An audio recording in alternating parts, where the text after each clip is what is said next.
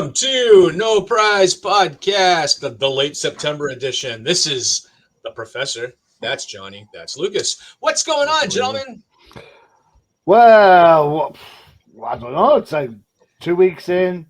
You got to see the Finns beat the Patriots. What's up with that? The Finns are 2-0. The Patriots 0-2. What's up with that? Yeah. Are the Eagles 2-0? Or are they The Eagles are 2-0 with the Bucks. The Bucks are the next guys up on Monday night. So we shall see what's going on with that, man. A lot of interesting matchups, man. I'm interested in seeing what's going on with Cincinnati. You know, what are they? Are Cincinnati 0-2? No, they're 1-1 right now. No, right? they're 0-2. 0-2, man. Yeah. Patriots are 0-2, man, but they've had some tough matchups. Man, it's an interesting week. You know? All right. Well, yeah, this is the new normal for me. I guess the Patriots are no longer in the hunt. They're no longer in the playoff talk. They're no longer in anything. I guess we'll have to come back down to earth.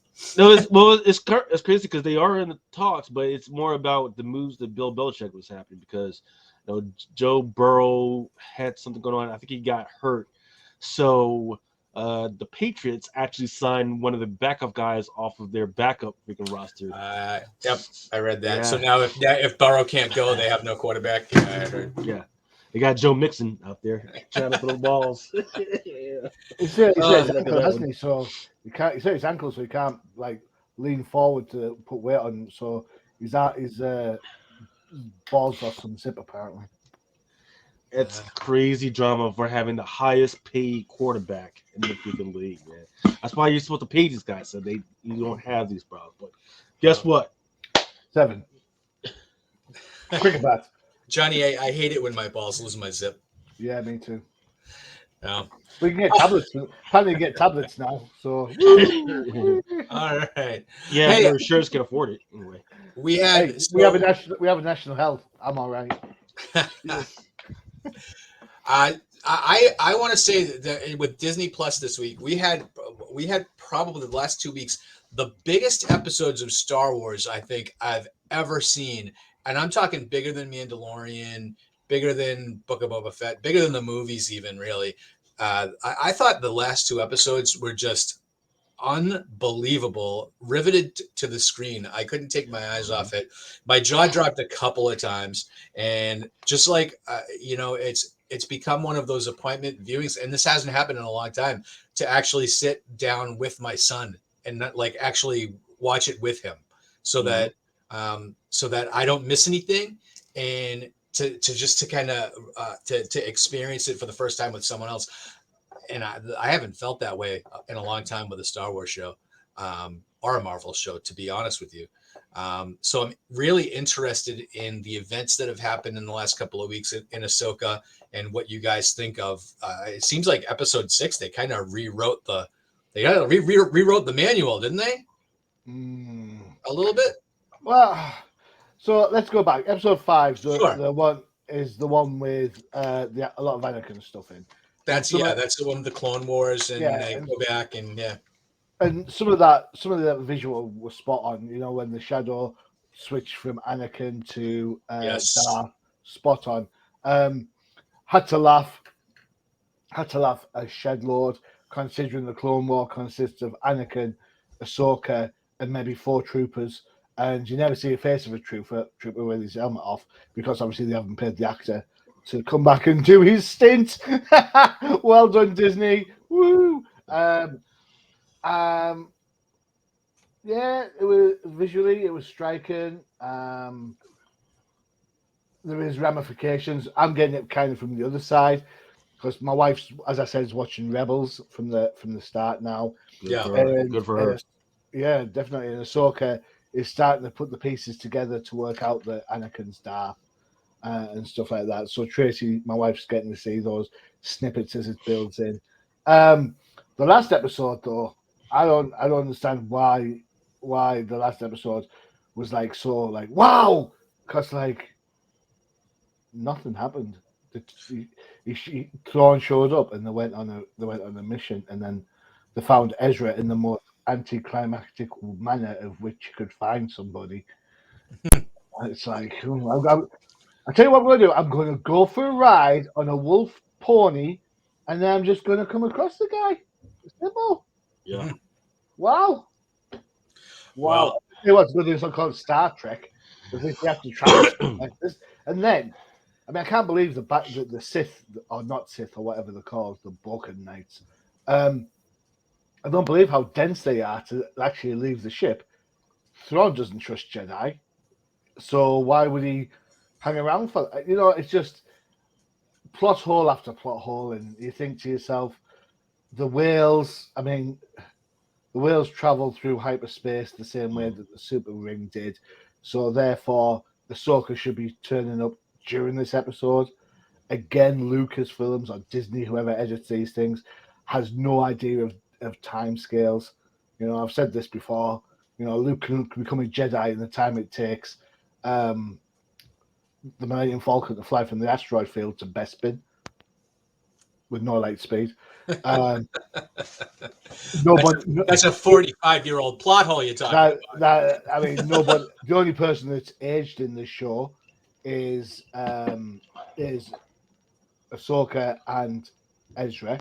Everybody else is pretty much as is. Even the Clancy Brown character in the mayor, he's not changed from the Clancy Brown character in Rebels. And you've got to bear in mind that Rebels to now, this is after the Return of the Jedi. This is Mandalorian period. So it's like all that time's gone on, and even her hasn't aged. And she's got a kid, and there's no in the cartoon, no, but Kanan and her never got it on. He got killed before they got it on. That was the big sadness of the whole thing. That whole season of Rebels is Kanan almost getting to tell her how he feels about her, and then he gets killed before he gets to do anything about it. So I don't know. In Rebels they were hooking up. No, there's no where. Which episode? There was plenty of times when they were hugging and freaking holding hands and everything, and he calls her baby and dear and all that other stuff. Maybe that's how Twi'leks get pregnant. Yeah. and who's to say that the little Jaden is actually her kid? He's probably Kanan's kid, but he's probably not her kid, right? The green hair is a giveaway to me. I don't know. I mean, I'm just assuming. So I think the show fails about as much as it succeeds, to be honest.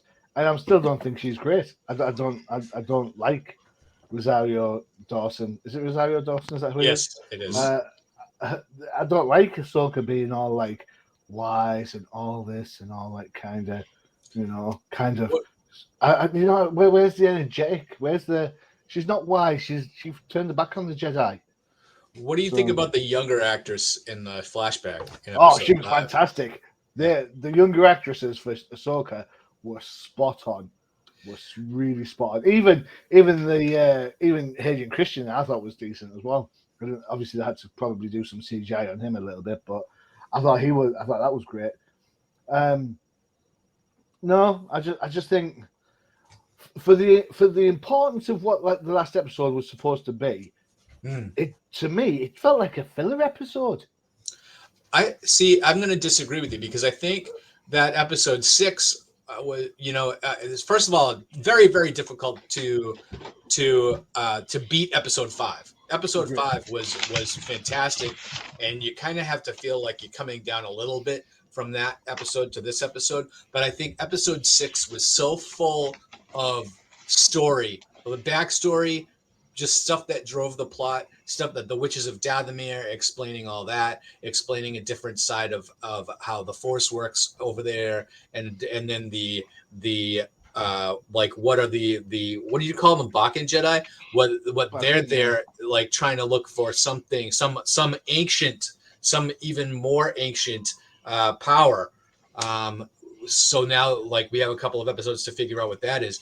The introduction of Thrawn finally in episode 6, I thought was fantastic because, I mean, just being introduced to Thrawn through the novels by Timothy Zahn, and not really seeing, like, I didn't see Rebels. I knew Thrawn was in Rebels, But to see him portrayed on screen, I thought was just fantastic. I thought the actor they had to play him was, I don't know if they've given him enough to do yet, but I thought he was spot on as far as how in my head he was supposed to act. I thought he did pretty good. He's And supposed to then, be a master tactician. yeah, He's a genius. How the hell did he manage to get himself stranded on the other side of the universe? all part of his plan. Whatever. All part of his plan. I mean, I'm guessing it's all part of his plan, but I didn't see those. So don't forget, levels, right? Yeah, and don't forget that there is another order, right? That says that there's like after all this, the empire is freaking done. There's supposed to be a new empire that's just sitting in the wings and ready to freaking come out. That's the new order, right? So that's the thing that I'm wondering about is how this connects, how eventually connects to the new trilogy, because if Thrawn comes back, and I imagine from everything that this is building up to, Thrawn's going to come back and he's going to do some kind of thing where he's going to reestablish the Empire, right?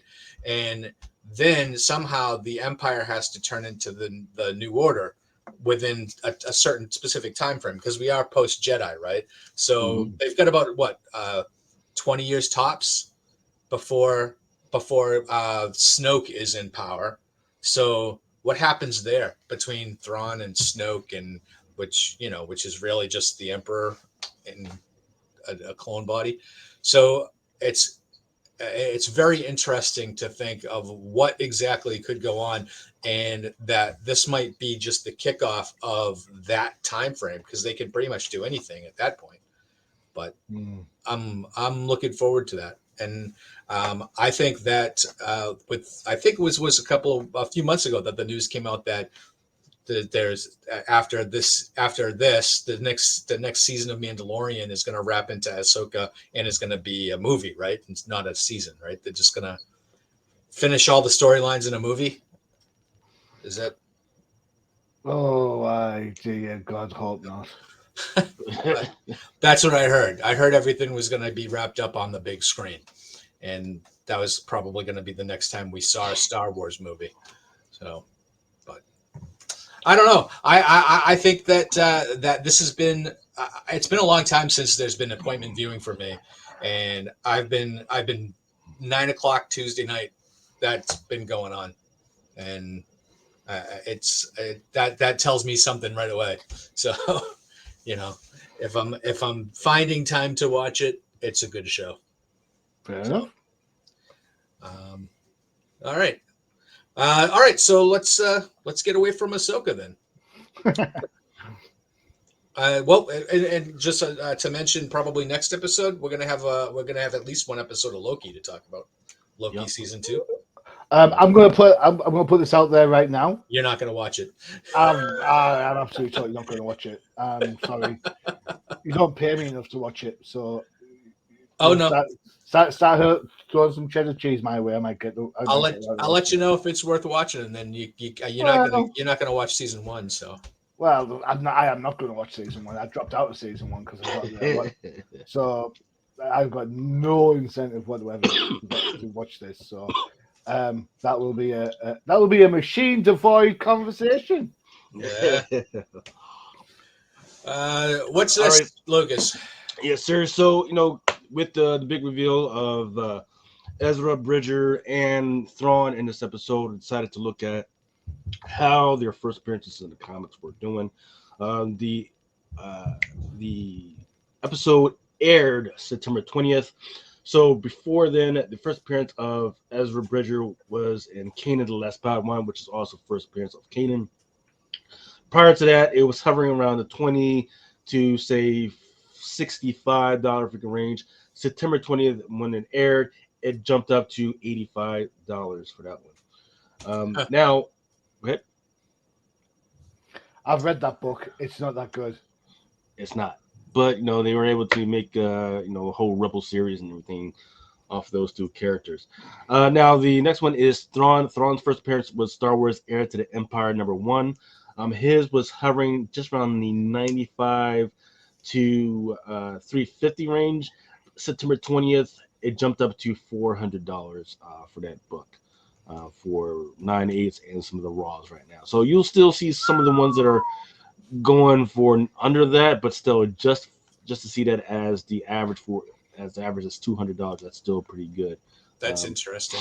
I still have a first print Timothy Zahn, Heir to the Empire paperback. I met Timothy Zahn at a convention last year and bought the original Heir to the Empire trilogy and had him assign it to my son.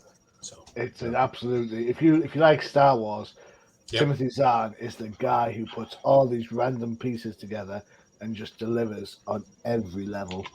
It was the most Star Wars thing I bought post Jedi before all this, and that was this was almost 30 years ago, right? Where Heir to the Empire came out.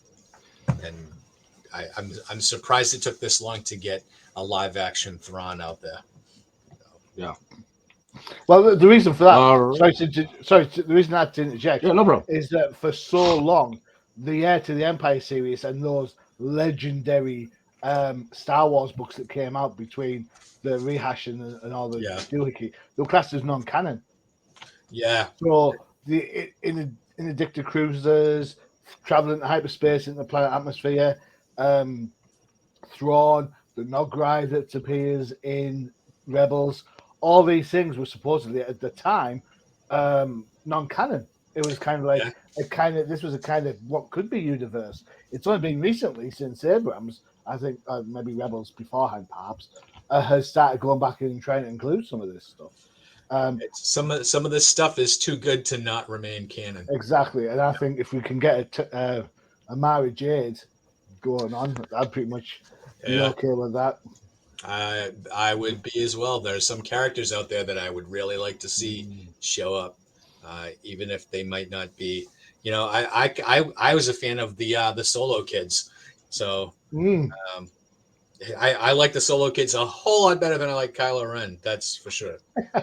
So cool. Yeah, but who knows? We'll see what happens. And in fact, you could. In fact, we'll talk about this, but Dathomir witches appearing in novel form. Yep.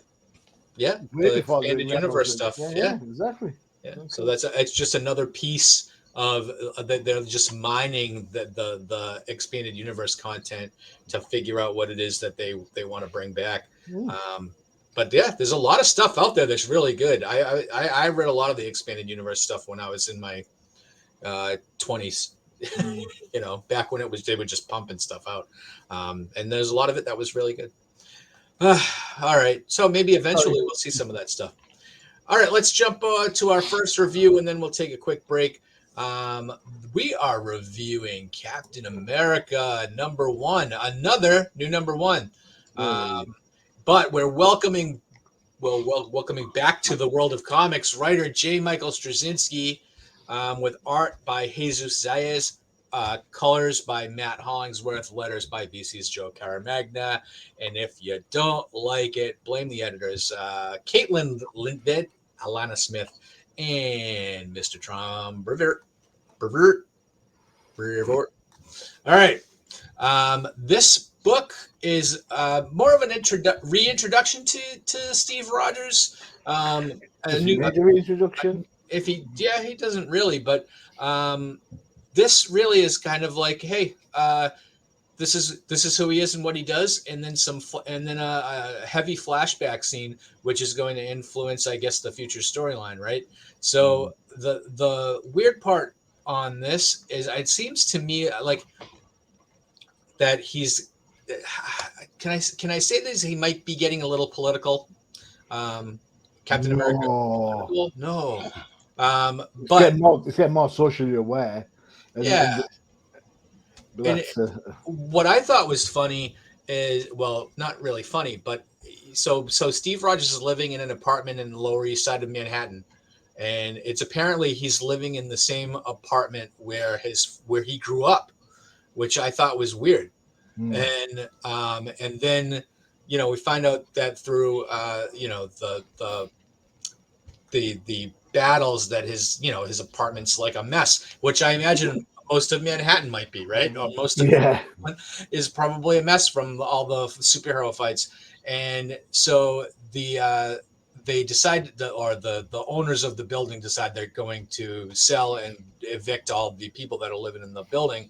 And Steve, in a moment of social consciousness, decides that he's going to hit Tony Stark up for a loan and buy the building, and just in order to keep the people that are there in their homes, which I thought was kind of an interesting way, where you always think that the superheroes look out for the oppressed, and this was just kind of a different way to go about it.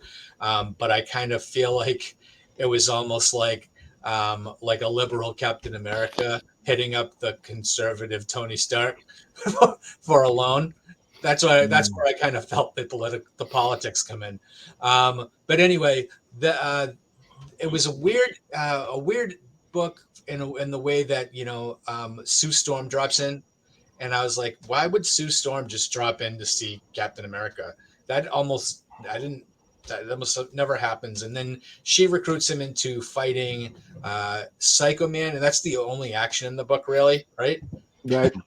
And it's a one page panel where he's with the Fantastic Four, and then he shows up, breaks up a bank robbery, and then hires a guy to help him restore the building.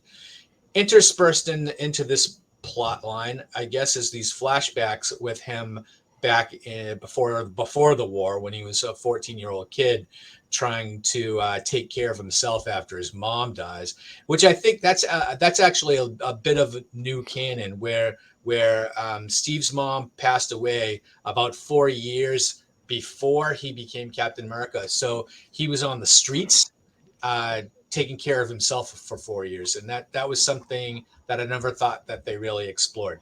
And so I kind of got interested in that period of the storyline. And that's really kind of where the emotion in this book comes out, right? And for that end, like, I enjoyed the visuals. I thought the art was really good. It's like it kind of sucked me into the timeline.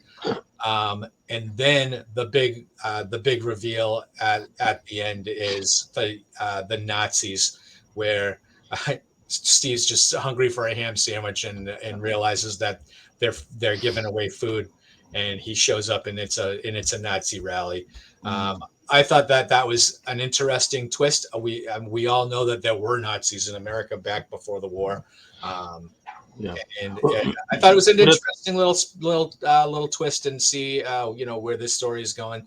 And then, of course, you do get a couple of pages of the overall threat of a villain named Asmodee, the Undying. We'll see where that goes, but it seems a little too symbiote Carnage type for me.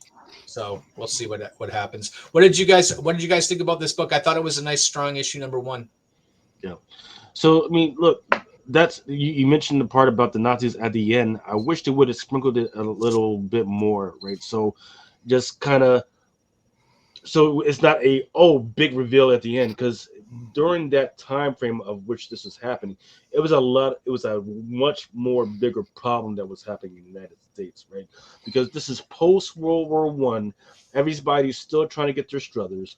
There were these individual parties and political things that were happening, and there was one big party that was all across the globe that was having these big lavish events, parties, galas, giving food out to the homeless and everything, and that was the Playboy Mansion. Playboy Mansion didn't come out till 1952. I don't know what I'm talking about, but but in fact, in New York City, there was an event of 30,000 people. It was a Nazi event in New York City, and there's like video of it, right? So they should have gotten more to and like kind of build it up and kind of set the conditions of why these everyday Americans were drawn to the freaking Nazi party, and what they should have brought it, because when you said it like that, of like why these people who are formerly homeless, formerly just freaking hungry. That also sets the tone for him having to help out Mr. Kim, who is just living out of his working car, trying to do his thing. That sets a totally different tone for this whole freaking book. So that's the only thing I don't like. I'm a little taken aback that they decided to put an Asian American in this freaking, because I don't know of any Asian American who's just gonna freaking sit in this freaking car. Everyone I know has got that hustle. It's got that. Oh, I'm going to do. Me and the wife going to do everything we got to make sure we're okay. So that was a little weird, because they were like, I forget the time frame he said, was it months or something like that? Yeah, they may be out for a couple of weeks, but they're not going to be out there for like months or years or something like that, living out in a car. And they're going to definitely sit out with other relatives till they get their stuff straight. So that was a little weird. But the other thing is, if you're going to do the freaking homeless thing, right? If you're going to talk about the homeless issue, you need to go into a little bit more in depth, which is something that I would expect from a Captain America issue. Like, hey, let's set the tone for what homelessness really is in Captain America, right? Instead of just like, oh yeah, there's these homeless people that are sitting in the car, and Captain America is going to help them out. No, let's do Captain America right and set the tone, so that when he does give him a little push and a little help, it makes us gives us a better understanding, like what it takes to solve some of these issues. But that's just me. Or maybe they just feel like the issue is too big to have Captain America solve it, you know. But exactly. But instead of, that's what they should have said. Hey, it's too big for it. But instead, oh, here you go. Here's a job. Just go fix this freaking building. You got it. Like, come on, come on. Johnny, what did you think of Captain America #1? Well, I'm glad you asked. On the heels of Daredevil #1, which, by the way, was a lot better than it deserved to be, I thought. Just put that out there. We have Cap #1, and I guess in comparison, gotta say Daredevil wins this one. I don't know what this book's about. It's like Steve being Steve. All right, and he then tries to help some homeless guy and his family, and as soon as the guy says, "Oh, I'm a carpenter," I'm like, "Oh, I know where this is going." The art, the art for the past is no different from the art in the future. So, like style wise, so it's kind of, you mentioned it sets the time period, right? It does, but we're not all living in 1930s. So why is it colored that way? I just. You think that it should have been like whitewashed a little bit, or the tone a little bit different? Yeah, something should be different. I think Says is trying too hard to be Gary Frank. I mean, how hard do you have to work to make Sue Richards look bad? That's what I'm going to say. And who knew the Avengers get a paycheck? I want to know this. I want to know the hourly rate. I want to know if they have to pay taxes. I want to know what Thor spends his money on, because he's a god. And I want to know why Spider-Man's always whinging about being broke if he's an Avenger and he's getting paid. I can answer that question for you. Yeah. It was a long held fact that the Avengers got paid $1,000 a week stipend, and this was back in the '80s. So I'm not counting for inflation, but it was $1,000 a week, and that was the original reason why Spider-Man wanted to join the Avengers, was because he found out that they got paid. So that was why he wanted to back in the early '80s. So but it's like there was a story. It was kind of like in Justice League Europe from the '80s. The Wally West Flash is on the team because he wants the money. He's not there to be a hero. Yeah, it makes you wonder, kind of like, if the Avengers are getting paid, how are they actually really being heroic? A little bit mercenary. Yeah. I would say some of the guys, need it. Hi guys, yeah, hi. This is Steve. I'm feeling a bit sick today. I'm going to call in sick. All right. Do I get health benefits still? Cheers. Bye. Taking a little PTO. I built up some vacation time. Yeah. Can you just imagine? I'm taking a me day. What? Steve, the world's going to end. It's all right. I'm taking a me day. It's all about me. The world will still be here tomorrow. Yeah, maybe. I'm like, I know this seems like a really ridiculous thing to pick up, but honestly, do I need to know the Avengers get paid? I thought superheroes did things because they were heroes, not because they were punching the clock. Can you imagine if they're unionized? It'd be class. Wait, Galactus. Double time now, mate. Sorry, I'll just come back tomorrow, 9 o'clock sharp. Then you can start eating the planet again. Cheers, thanks. Well, it kind of, so I get what you're saying, Johnny, but for me, it kind of puts into context, like, what do you spend your time and money on? This. I think I spent my time doing this. you know, if money is time, time is money. What do you spend your time on? And he spends his time freaking trying to set up this brownstone, which is, and then you got Tony, right, who bought the whole building. Newsflash: buildings in New York are no longer cheap. He just bought a $3 million freaking building.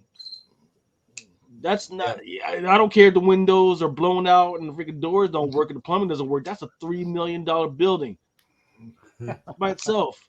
In fact, I forgot how many freaking rooms are in there. I got to go back, but depending on how many other rooms it's got, it might be even more than that. Well, from looking at it, it's at least a 5 or 6 story building, and it's old. So and it's rent controlled. Yeah. So figure that. So it's if it's a 5-story building, if you got a minimum of 6 rooms per, right? So that's 30 rooms. Average rent in New York City is $5,000 a month, right? Right. So 5,000 times 12, that's 60,000. So that's your money maker right there. I would say Steve was not just doing that for, and then you get free labor. Come on now. The new number 1 coming out in 6 months is going to be Captain America Slumlord. That would be awesome. That would be awesome. I would read that, man. Oh my god. All right. So let's take a quick break, and we will be back with the rest of our reviews. Let's check out the Crisis in the Toyverse ad, because I like toys.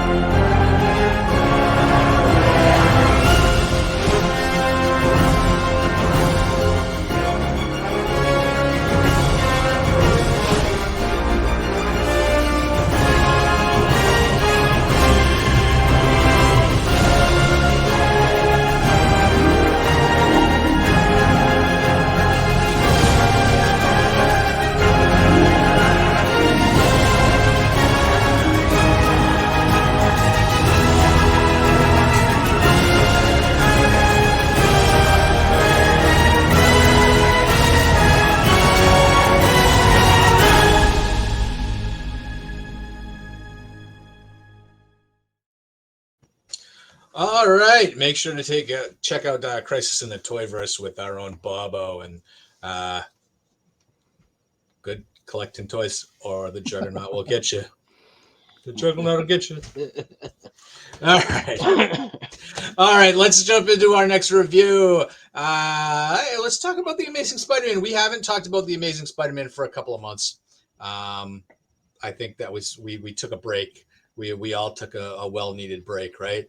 But let's talk about this. It's Zeb Wells and Gleason. Patrick Gleason. Thank you. I was going to say Jackie Gleason, but he's a dead actor. So.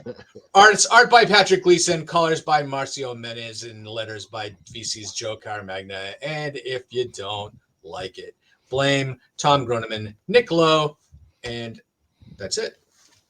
Oh no, Caden McGahee. She's the assistant editor.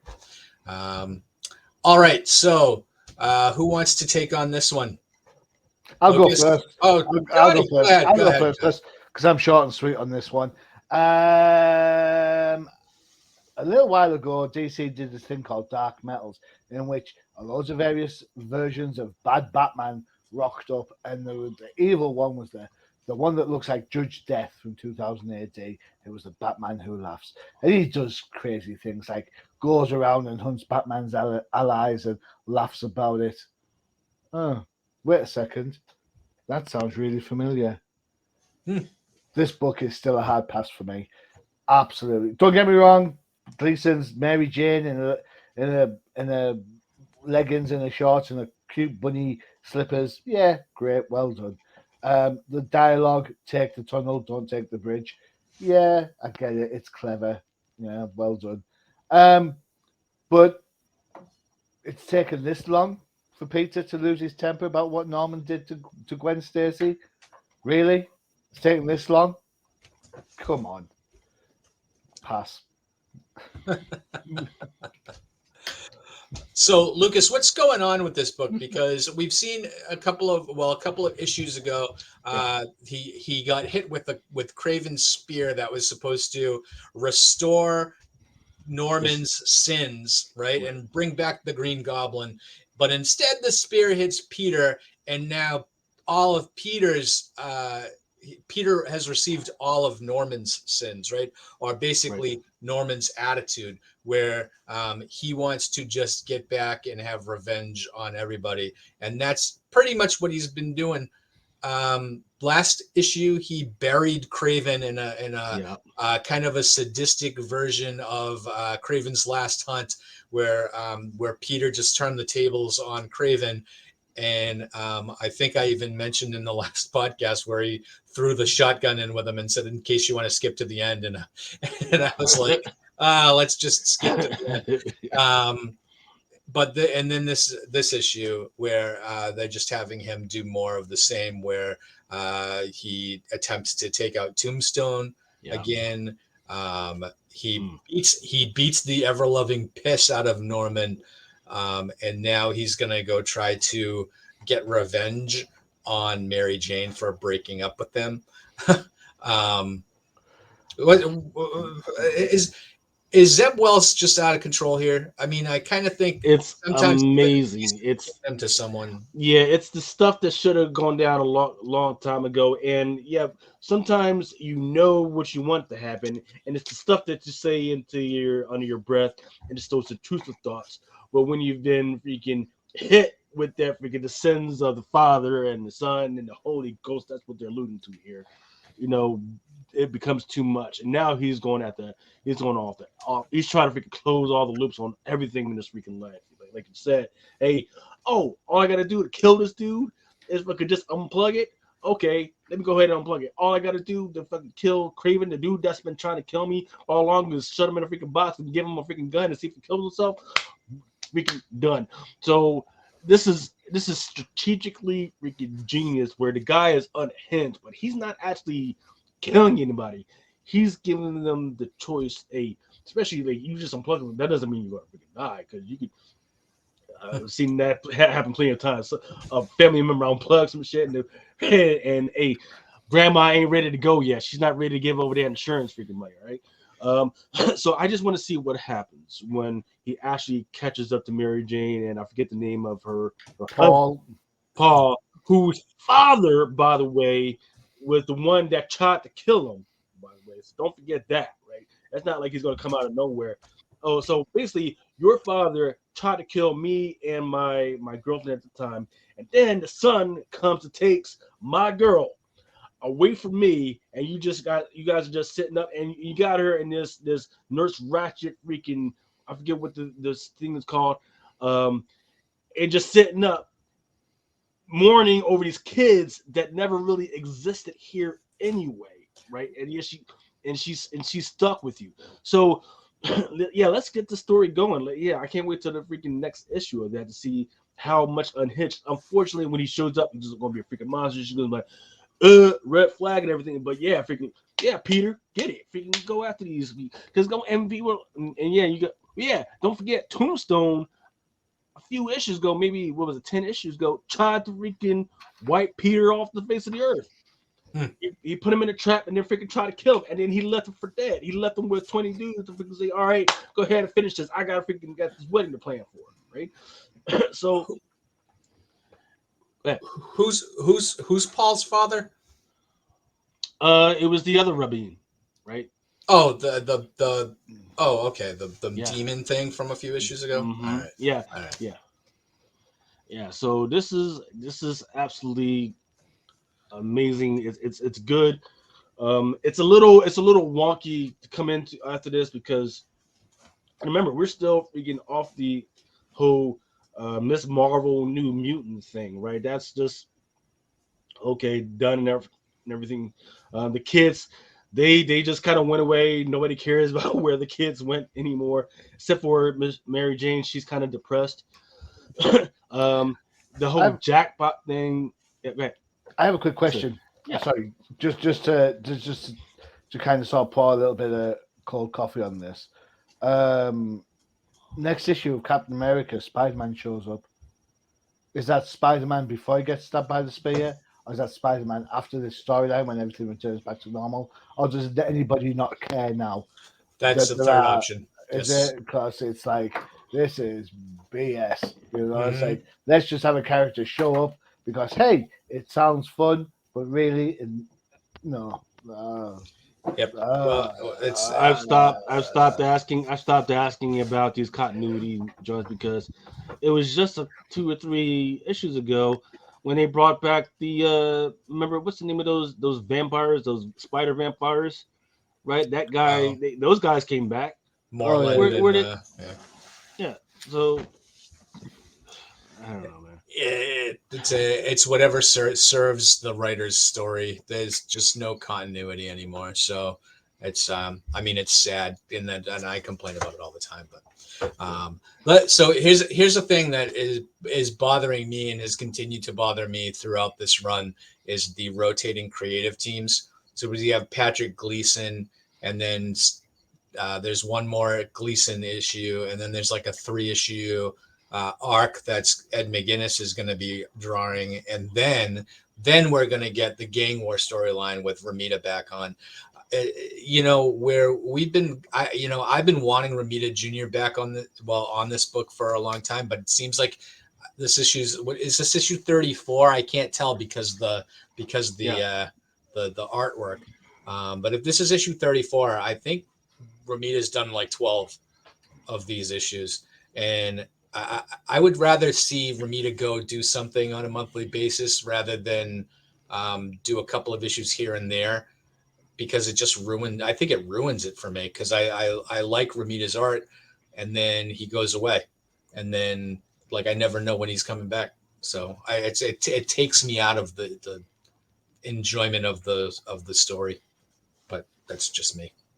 I agree with you. I think Ramita is absolutely one of the saving graces of this book.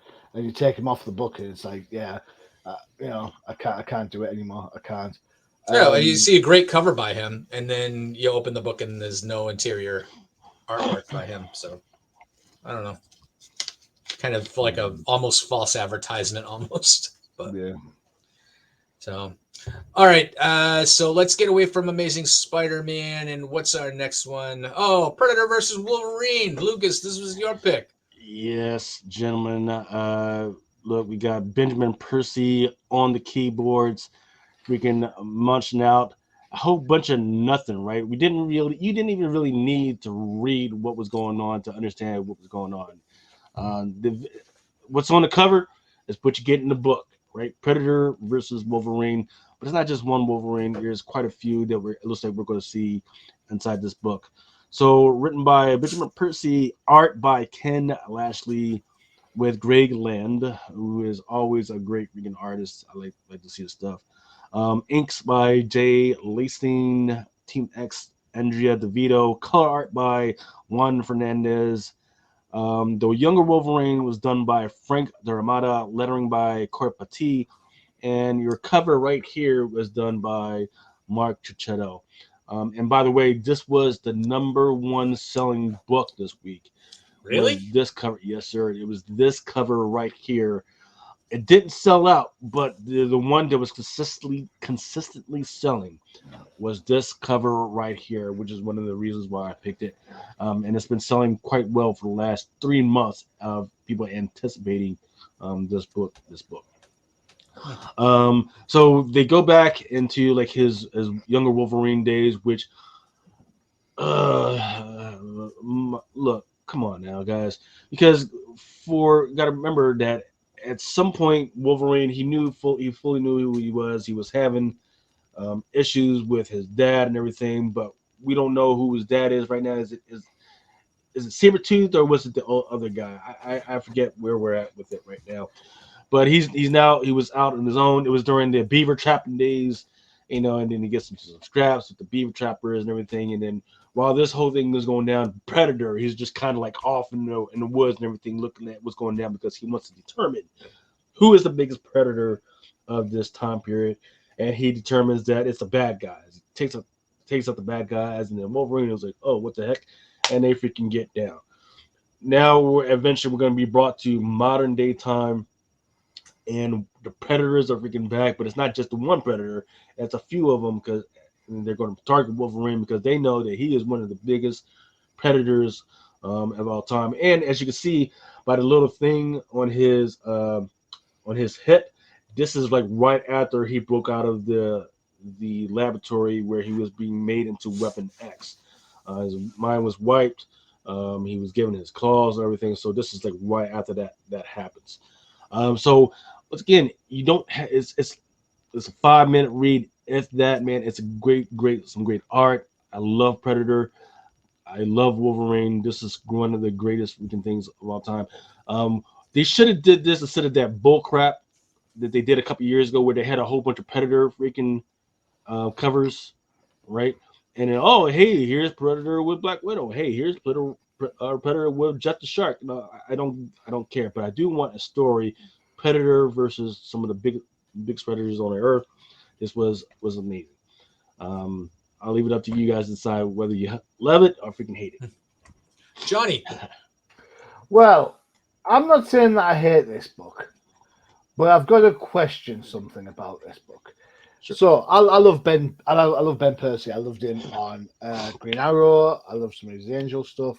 I've read loads of different stuff by him, and normally, he's up there for me. One of the I suppose surprise art writers of the last 3 or 4 years.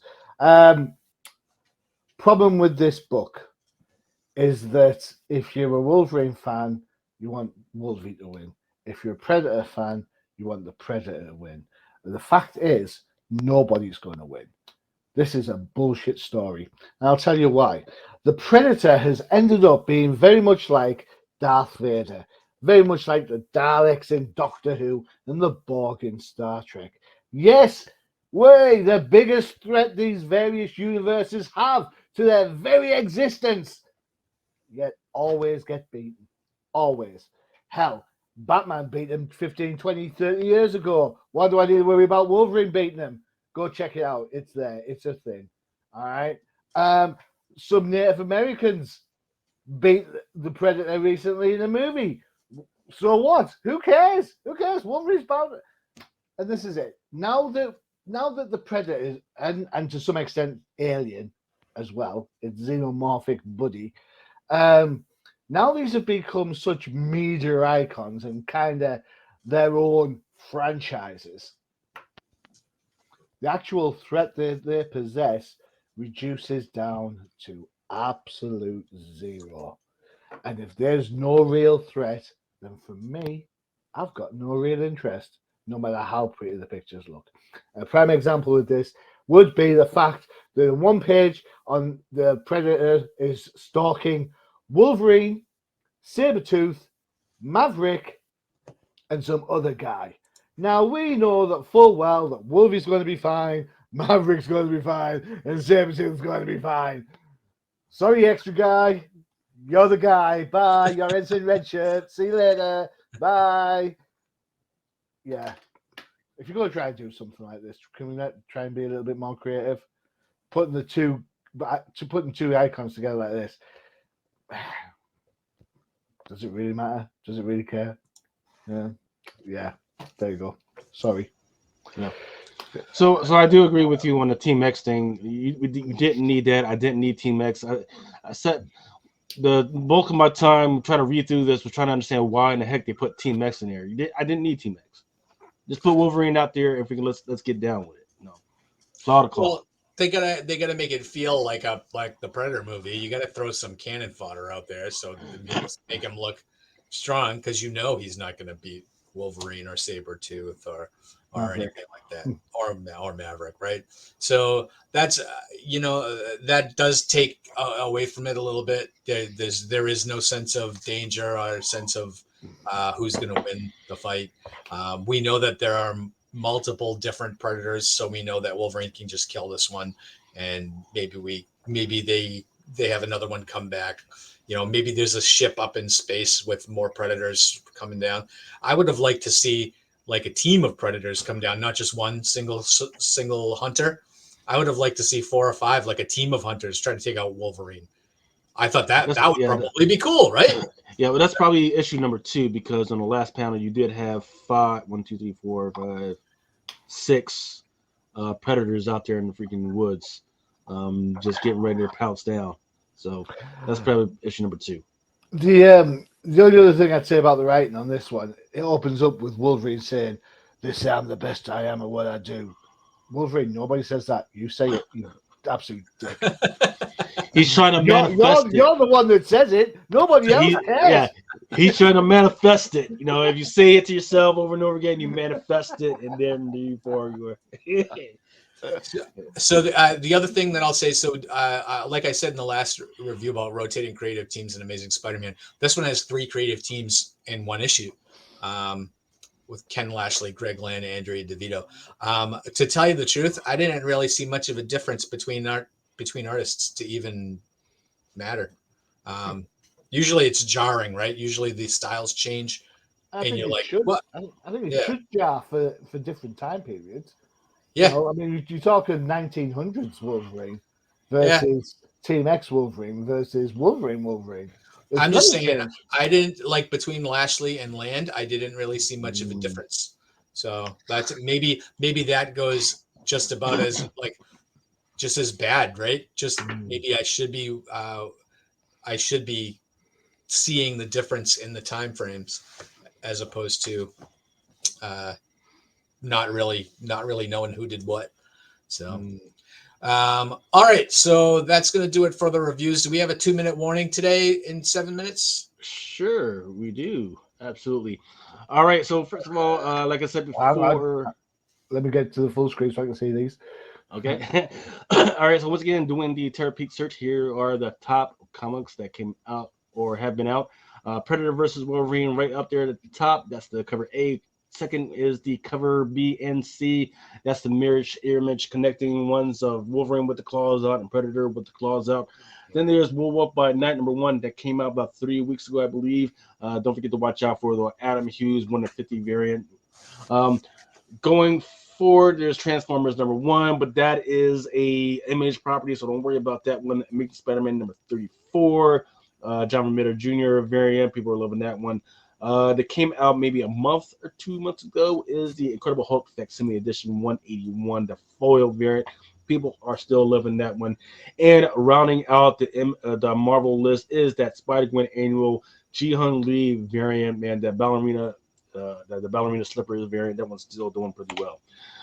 Then, as far as ones that are on pre-sale, that Death of the Venomverse, that Null Bjorn Beren's variant, that one's still doing pretty well. People cannot wait for that one to come out.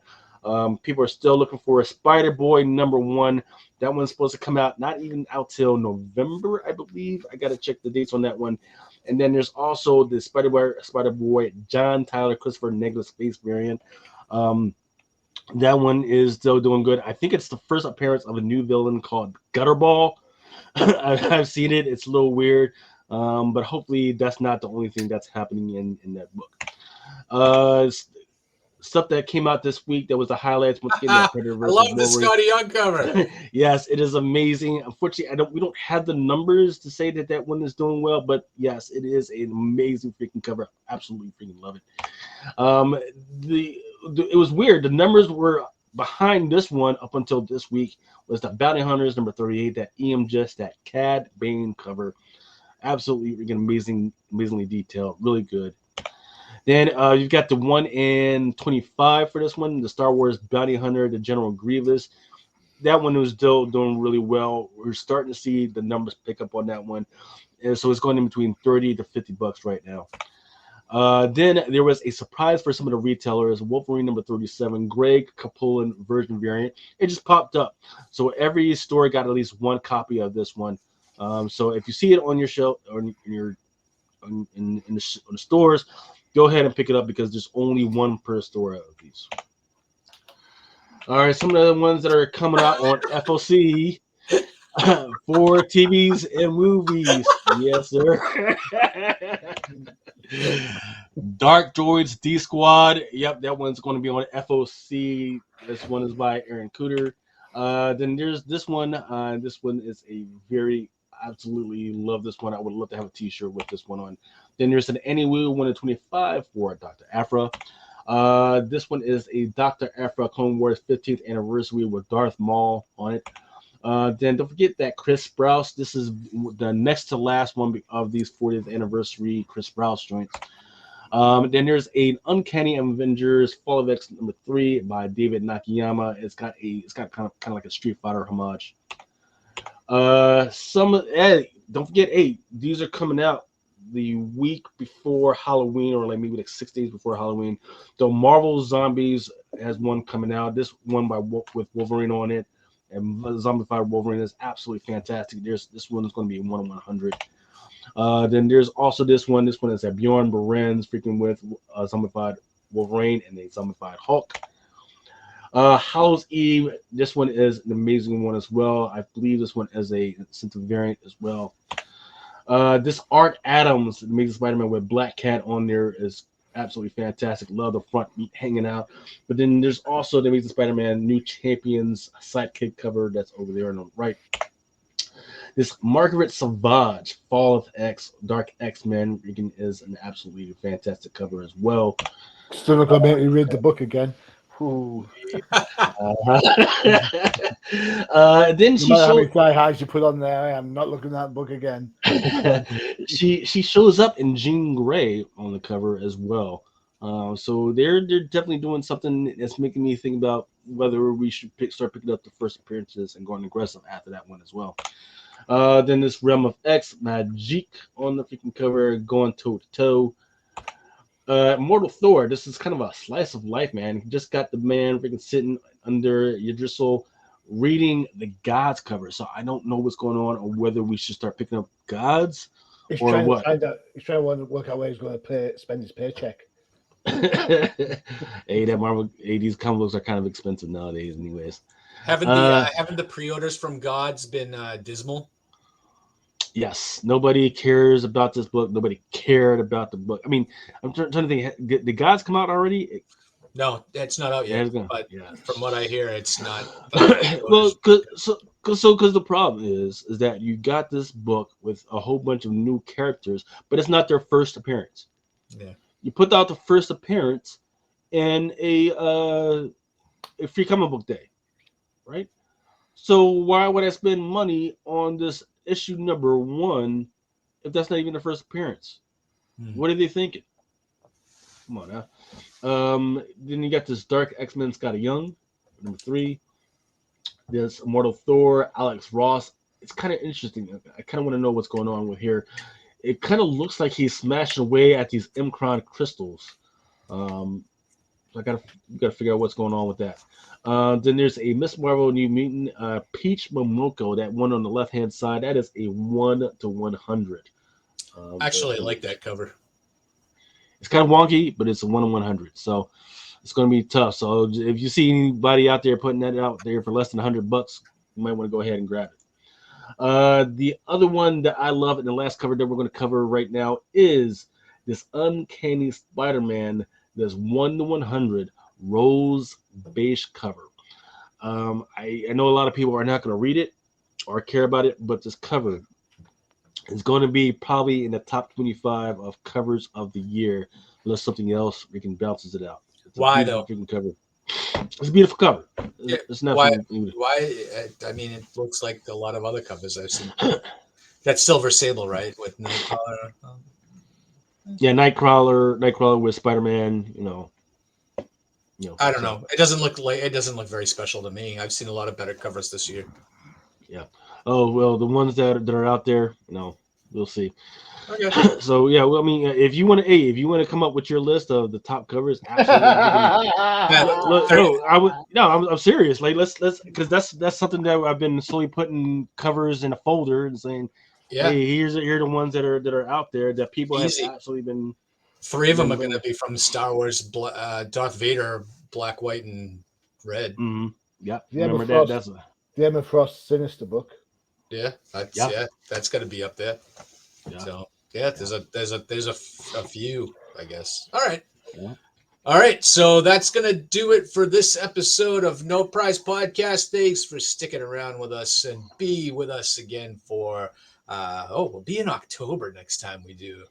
Wow, this year's going by pretty quick.